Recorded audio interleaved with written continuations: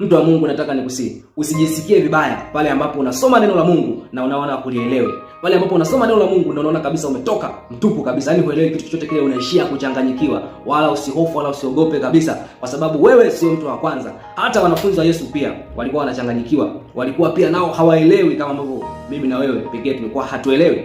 Ndio maana utaona walikuwa wanakaa kimya wakiwa mbele ya makutano, lakini wakienda pembeni ndio wanaanza kumuuliza Yesu, Bwana, pale ulikuwa unamaanisha nini? Yesu anaanza kuambia, pale nilikuwa namaanisha 1, 2, 3. Kwa hiyo usije ukaona kama vile labda wewe haufai kusoma Biblia ukakata tamaa ukarudi nyuma. Hapana, mtu wa Mungu, usiache kusoma neno la Mungu, usiache kusoma Biblia hata kama hauelewi. Unachohitaji hapo ni msaada wa Roho Mtakatifu. Kwa wakati ule Yesu alikuwepo, ndio maana walikuwa wasipoelewa wanamuuliza Yesu. Lakini Yesu katika ile sura ya 16 ya kitabu cha Yohana mstari wa 12, unaona anawaambia hapo, hata bado nikali ninayo mengi ya kuambia, lakini hamwezi kuyastahimili hivi sasa. Unaona? Maana yake ni kwamba angeweza kuambia mengi, lakini walikuwa hawana uwezo wa kuyastahimili. Lakini anawaambia katika mstari wa 13 sasa wa hiyo Injili ya Yohana sura ya 16 mstari wa 13, anasema, lakini yeye atakapokuja, huyo Roho wa kweli, atawaongoza awatie kwenye kweli yote, kwa maana hata nena shauri lake mwenyewe, lakini yote atakayoyasikia atayanena, na mambo yajayo atawapasha habari yake. Kwa unaona hapo kwamba Yesu anawaahidi ujio wa Roho Mtakatifu.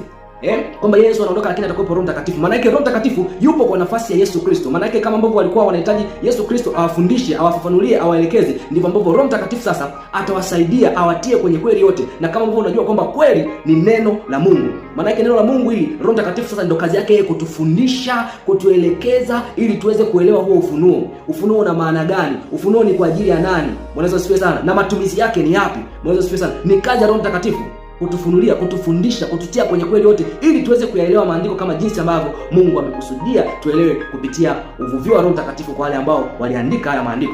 Mwanzo asifiwe sana. Kwa hiyo unahitaji sasa nini? Ni Roho Mtakatifu akusaidie. Bila Roho Mtakatifu utaendelea kuchanganyikiwa mpaka mwisho. Kwa hiyo mruhusu Roho Mtakatifu akufundishe, maana ndio kazi yake yeye.